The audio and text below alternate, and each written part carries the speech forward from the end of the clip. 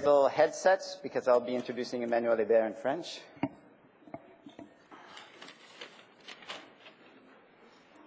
Will it be the latest fashion in jewelry to have these? Bon, je n'ai jamais rencontré Emmanuelle Hébert avant aujourd'hui. I've never met Emmanuelle Hébert before today, but she greatly increased the quality of my life as a Montrealer.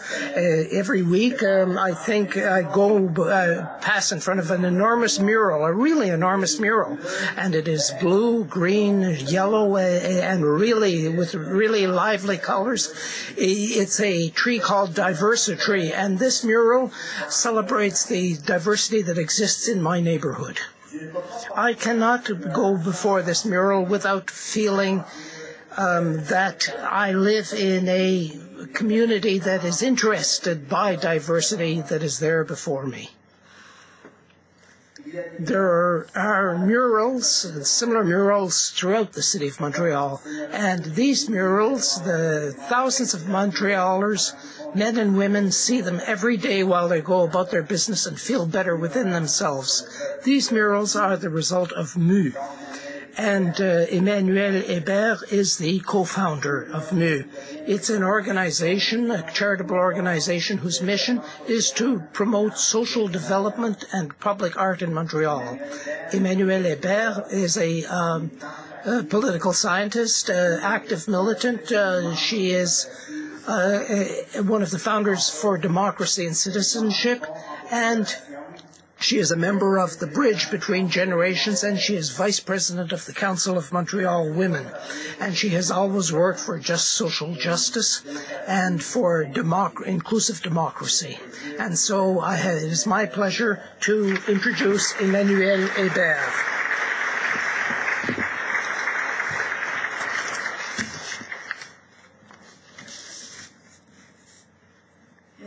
Thank you very much, Mr. Shea. That's the nicest gift you've just given me and all of the new artists. And I can tell you that I've never met this gentleman before, and I didn't pay him to say that. So, in fact, what you have just said and reflected really reflects what we want to do, is to touch people through art.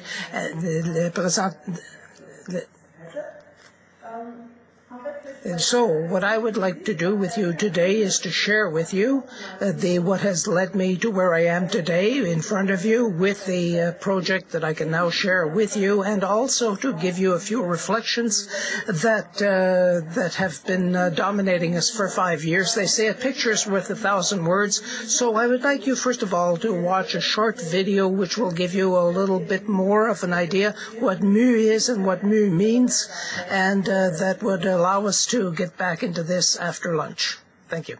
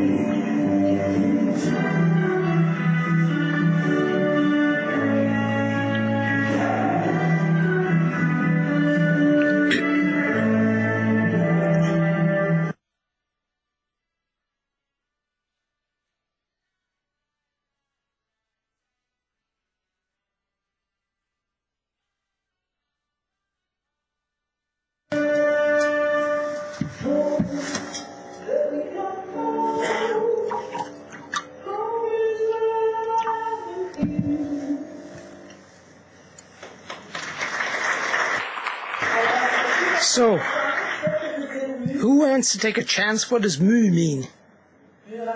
Mural? Yes and no. So, yes, obviously it means mural, but for us, mu comes from the beginning of the French verb muer, spelled M-U-E-R, and it means molting, losing a skin. And whenever we do a mural, it's like the wall is changing its skin, just as the community is. And in the song, you could hear them saying, "Home, take me home." So this is the sort of thing what we're talking about, a sense of place, an area where we live, and that's what MU is trying to do. So we've existed since 2006 as a non-profit organization. We became a charity in 2009 based on our educational mission, and our mission is to create murals that are based in the community to educate the population on the importance of art in the public space, and also to build stronger communities and to improve the quality of life. And I'll tell you, while I tell you a little story, you'll see photos on the screen behind me.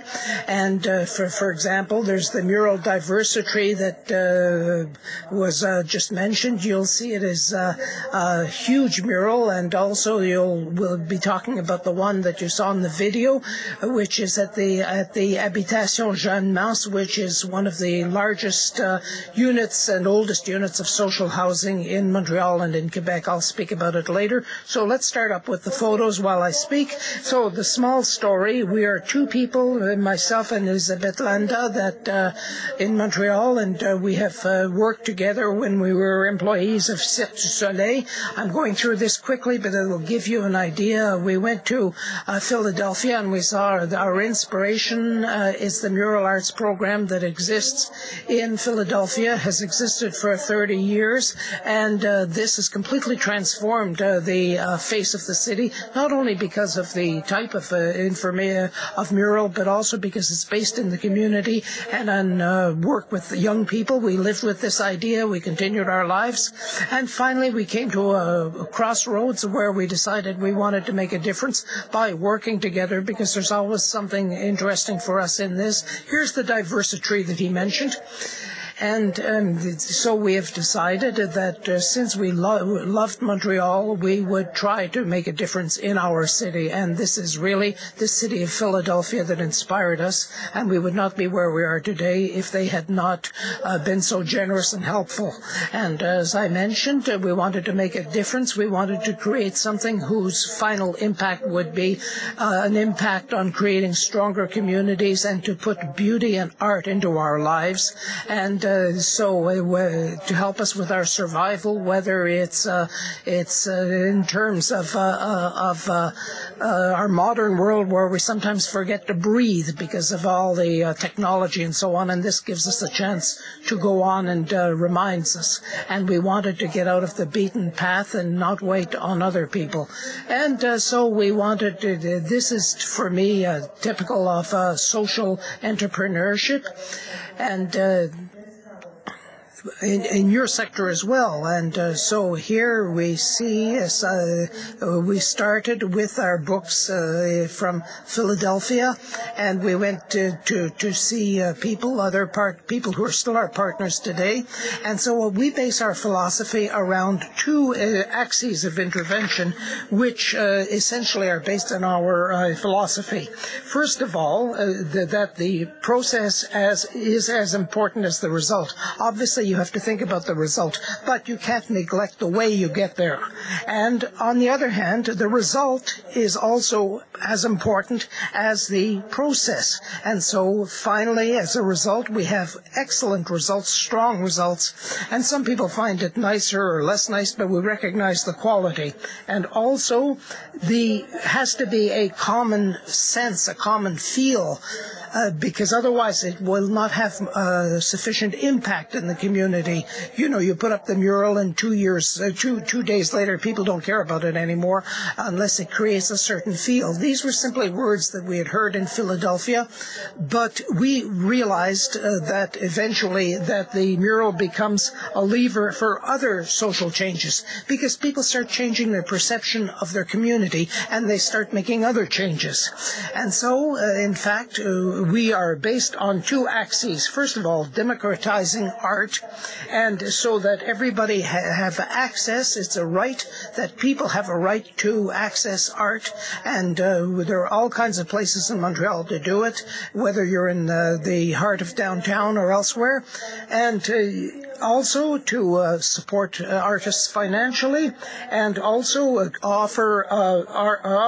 create a link between artists and the public. If the artists, sometimes you never get a chance to meet a living artist and to watch him create something. The other part, the second axis, is social development, and that is to say that when you create beauty, you create a feeling of security, of belonging, so that people can occupy their social space, because that's how you build stronger communities, so that people come out of their homes and share the same space and become involved in that space. And also, this allows community groups to come together, whether it's owners of the walls, whether it's the communities. So we get together and we discuss with these people, even though it is the artists who sign the murals. And finally, it's important to show these workshops to young people. We get involved with the schools, but we want them to meet artists. We want them to see that we can make a difference, and they undertake their own mural projects, and this is a way to show them how to get involved in the community. They don't even realize they're learning this, and they are proud themselves of the fact that they participated in this. We also have mosaic murals that you have perhaps seen. These are extraordinary because this allows us to have informal, free workshops in some areas that would never have them, and people can participate in these concretely, directly, according to they themselves produce the pieces of the mosaic, and then we put them on the walls, and the participation is direct, and then it's a sense of agency, it's a sense of belonging, the possibility to grow and to contribute as much as you can. And we are the catalysts, really. We work with the owners of the walls, the elected representatives, public partners, private partners, artists, residents, community groups. And you can understand that at the end of our season we may be a little bit tired, but what we're trying to do here is each group could not by itself necessarily do that, because you already have your mission and your challenges. We want to facilitate this so that people can get involved in this project, common project. Sometimes the motivation already exists, but when we get there, things start to happen because we bring all of these elements together. And so you can see a lot of people had a lot of fun, as you can see from the slide. And so there are neighborhoods that formerly were considered as being depressed in the middle of downtown are totally transformed because of art, because then people change their bricks, change the garbage cans, etc., etc. One thing leads to another, and one thing that's very important is that many people among you may have this impression that what we're doing could not be done by governments. Other people could not do it. It is something that is really unique to these sectors, and this work must sometimes be evaluated in a different way, wearing different colored glasses, you might say. So we have had our overall record, 50 activities, 30 murals, 35 community graffiti projects, in 36 artists supported. We created, we had $500,000 in artistic fees, 2,500 adults that were directly affected, because I never saw you, for example, at one of our workshops, but I'm reaching you right now. The 48 community groups who are our partners, 7 low-rent housing areas transformed, and various partnerships. Now the sky's the limit. We can just keep on going as much as we want. I would now like to point out we have Madame Boulos from the Federation of Greater Montreal, who is our partner, has been our partner for a number of years. So now you understand something about the impact. And if we can get people to come out of their isolation and to meet each other, it doesn't matter if you're in a rich or a poor neighborhood. But in fact, maybe people speak to each other a bit more in a poorer community, but we want people to meet artists, children to be in school to meet artists, so that they understand the contribution that can be made to their community. And in fact, the miracles, the interesting thing is that the murals take 6 to 8 weeks. What you see there are photos that were taken every 5 minutes for 6 weeks. And this is really interesting because it creates an ownership of the work of art, which is particular because you see an artist that is there from 8 in the morning until 8 at night working for us, for our community, to make our community nicer. And all of a sudden you see things differently in terms of our own involvement. Why does an artist come to our community to do all this work? And then I end up meeting my neighbor, and then we started discussing the work with the artist, and all of a sudden a new relationships opened up, an organic relationship. And sometimes I will tell you it's a lot to manage, but we always try to keep our focus on our objective, which is the mural, the community, and young people. And so in the Jeanne Mance area, we've been there for 3 years, and I think that that's important because this is something that I can share with you, this need to take the time to create links with people. And so working with humans is a long, drawn-out thing. You cannot just come in there and say, I've got a great news for you, we're going to change your life, we're going to change. That's not how things work. Each person is at a different spot along the road, and you have to develop links. So we have worked, for example, at the Jeanne Mance social housing, and with others the Jeanne Mance social housing is right in the center of the center town. There were problems of drugs, there were problems of gangs. A lot of the land belongs to the city, but no one went there. And now the perception is changing. People are more open, and the people and the residents live in their community instead of hiding away in their homes. And young people have shown what they have done on have had shows on 5 different occasions, and this gives them. I could give you any number of stories, anecdotes, until tomorrow morning. For example, we helped someone to change his shower because he was handicapped and he couldn't wash. We're near Chinatown, and so for the first time this year, we had a link between Habitation Jeanne Mance and the people in Chinatown, and finally the children from both communities went to play together in the park. So you can see how this united them. So these are examples of the use of culture, and I thank Imagine Canada for putting up in lights what culture and arts can do, because culture is in fact a transfer, is in fact a road that leads elsewhere. I speak French, you speak English, but that doesn't, we still have a common language. It is culture, and it's a tool that cannot be neglected in the way in which we present things, because it creates dynamic living spaces that bring people together and that in fact touch upon our emotions, and that's very important. You have been the direct witnesses of that fact.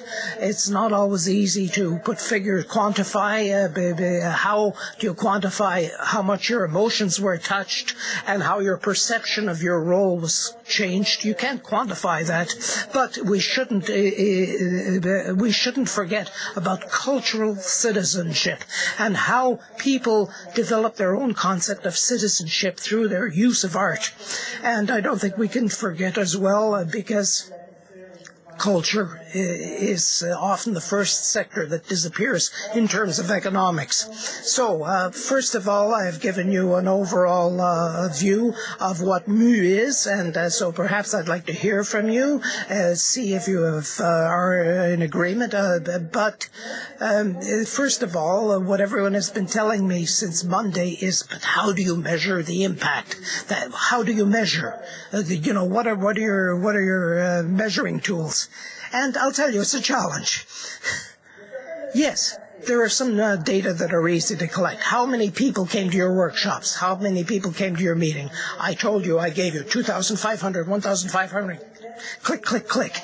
But really, what does that show us about people? That's more difficult to evaluate. But with art, but not only with art, because I was able to discuss this with many of you here, what do we do that is intangible? The appropriation, the self-esteem, the feeling of belonging to a neighborhood, happiness, improvement of the quality of life. These are all important things. We have anecdotes, we have testimony, but it's a how do you quantify magic? How do you quantify the moment when the jello sets?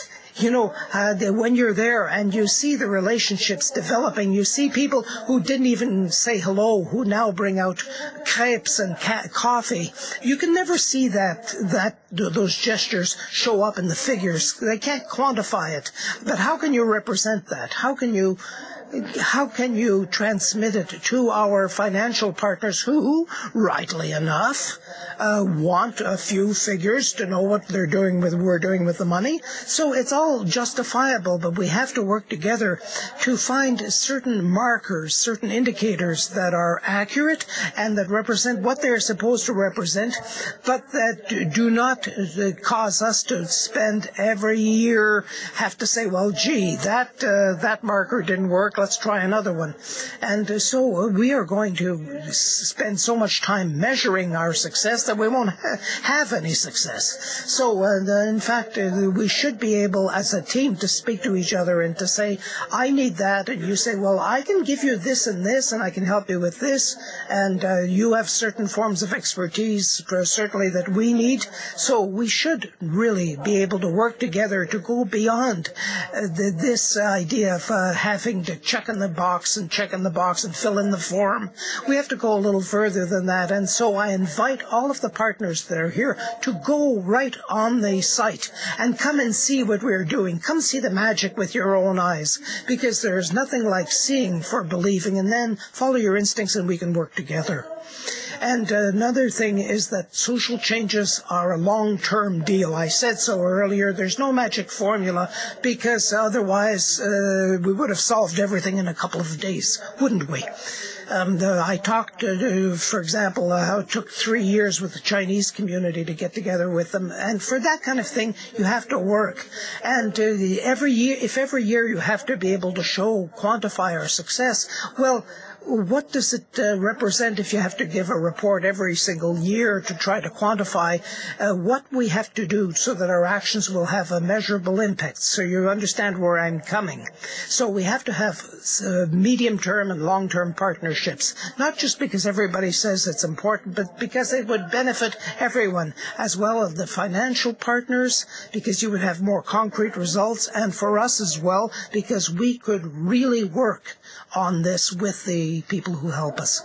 And we're also talking about social innovation. It's a buzzword, I know, and I will not dwell on it, but in order to have social innovation, you have to be able to readjust. There has to be flexibility. They cannot be projects that have to answer extremely, extremely rigid criteria so that you have no room, no wiggle room, no room to explore anything. So as a sector, we end up with having projects that are within the criteria that are very conservative, but we are lucky here that because we had partners who are willing to believe in us, who are willing to let us do our thing, and we gave them our reports in a diligent manner, yes, but we had the freedom to explore, and for social innovation you need that kind of room to explore.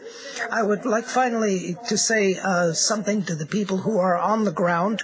There are, in terms of social entrepreneurship, more and more this touches young people. We have to be able to see things and do things differently, to rethink our practices in order to be creative, in order to bring in certain practices of the private sector into our own practices.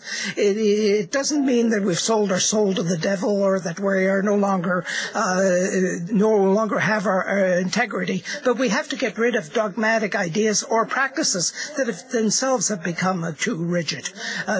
For example, we're talking about PR, for example. I went around, said, you can't put $1,000 into PR. That's not our mission. That's not the kind of people we are. We'd be acting like the private sector. We're supposed to be a charity.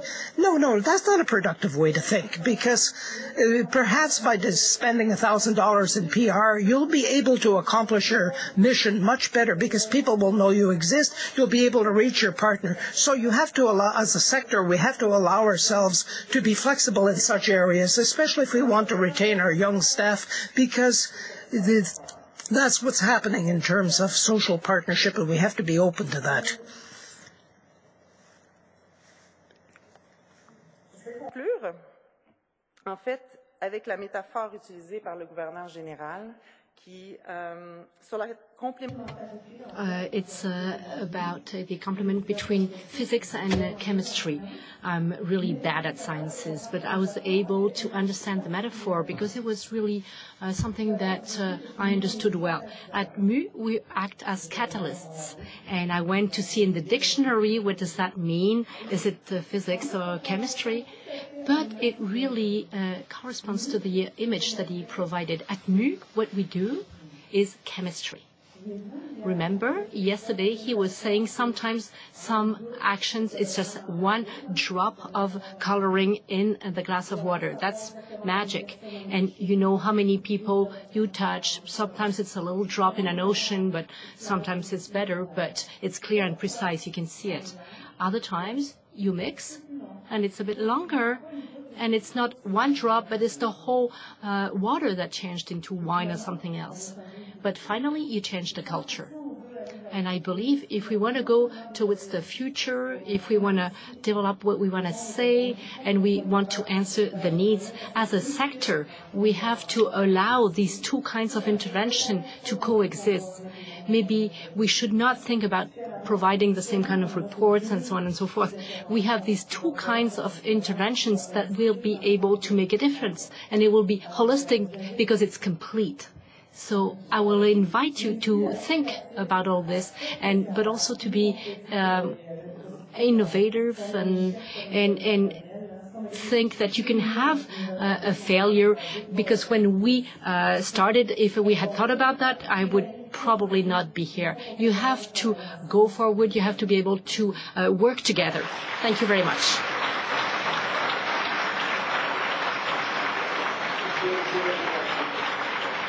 I have a question. Thank you very much, Mrs. Hébert. As an artist, I know what the impact can be. It's hard to quantify this, so great work. We have a few questions. First question, you accomplished a lot, but how to launch such a project somewhere else in other cities?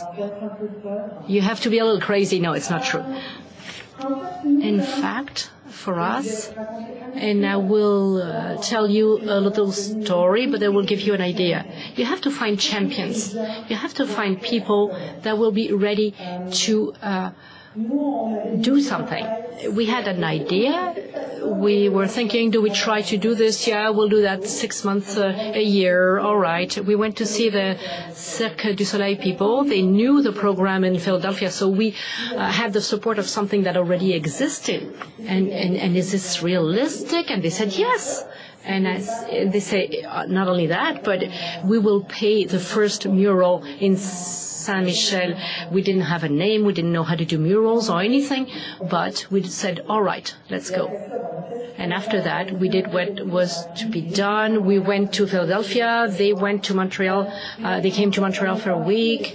So we surrounded ourselves with people who could help us. We worked with muralists that had already done some murals. And so we did a lot of education. And that's what you have to do. You have to seek the support of existing experiences, because sometimes people lack in imagination. But if you can see that this was done here, here, and there, then all right. So that's how I would start. I would try and find people that are ready to support us and to open doors for us. Next question. What is the key to success in your initiative? What did you have that contributed to the launch of your project? So launch and success is two things. So one part is leadership. We were able to articulate our vision. And I believe that this is key. Like I said, we had an idea from another city. That's what we had. We had no mural, and we said, this is what we want to do, and we need you. So we knew exactly what we wanted to do, and we looked like we knew how to get there. But we had good instincts, so follow your instincts. And I believe it's really an ability to see where you want to go. Then success, this is with the respect of our partners. You have to be professional. You have to be transparent when it goes well, when it doesn't go well. We have to have the ability to recognize, maybe I steal everything from the Governor General, but we have to recognize the success. Part of it belongs to us, but most of it is the people with whom we have partnerships, and nobody should be neglected. Next one in English. And once its beauty decays, what plans do you have in place to refurbish the murals? En fait, une durée de... In fact, The mural is between 15 and 20 years, and the key to having it last that long is all the work that you do prior to putting the paint. So honestly, we've become like construction workers and so many things, because you have to clean the wall, sometimes do a little bit of masonry, change the thingy on top of the roof, and then you have to make sure that you prime it well, that you have good products. Thank you, Benjamin Moore. And they've been with us for 5 years. They saw the Philly book. So yeah, so it's really important. And also, I think also part of the success of MU is that from the beginning we thought we had like a global view. So we always, like in our budget, we have 10% for the maintenance of the project, right? So that we can do some bits and pieces and throughout the year. And we're always going to maintain them because it's our visit cards. That's what we do. When they're going to start decaying, what are we going to do? Do another one? Makes sense. Okay. These are all the questions. So thank you very much. Thank you very much, Mrs. Hébert.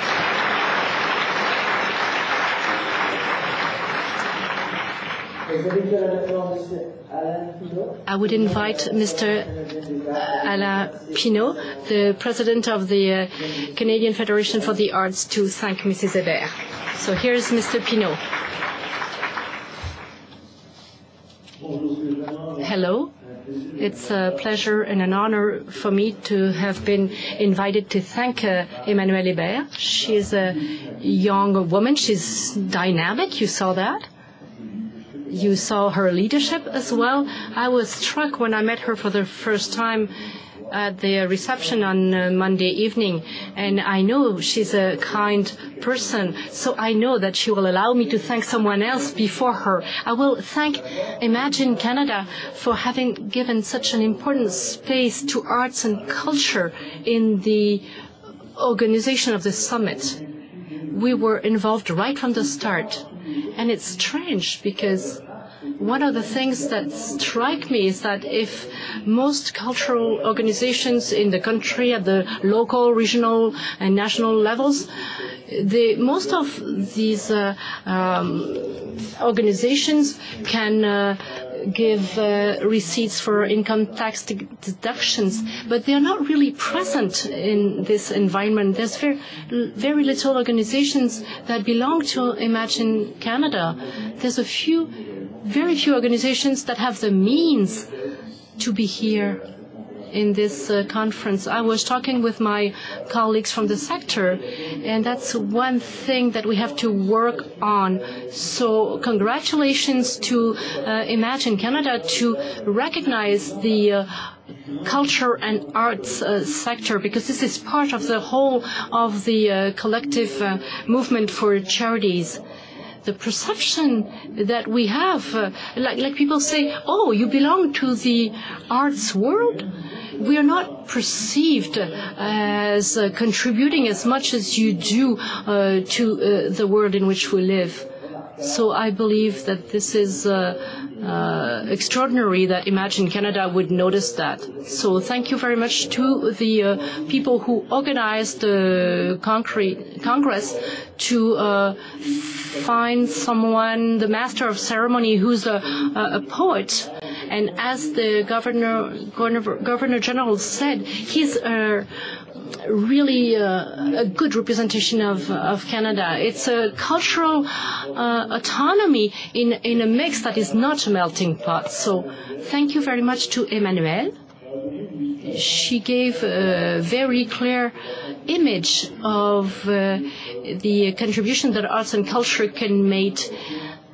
In her presentation, I recognized a lot of keywords which really are part of your sector. There's also other experiences in other parts of the country, and they often take other shapes or form, and they also contribute to the beauty of the cities and the diminishing of poverty. So arts and culture contribute on a high level to this feeling of citizenship and belonging, but also to this feeling of personal value. And you know this is extremely important. You work in sectors in which this is a very important factor. So arts as a citizen engagement, this is a good illustration of the kind of work that artists can do in our sector. So thank you very much for your very interesting and dynamic presentation, Emmanuelle. I remember a certain number of things, and maybe in the arts it's easier to do that, but we have to have a project with multiple aims. Projects that will address different social problems that will be found in the catalyst produced by artistic production. There's a lot of creativity. You didn't say it here, but you were saying that it was impossible for you to fit in one program from the city of Montreal, because it's not public art, it doesn't go under such and such program, but eventually you found money in the cleanliness program. So you have to be creative, because all roads lead to Rome eventually. And I believe that everybody appreciates your message. Together we can do something that no one alone can do by himself or herself. Thank you very much.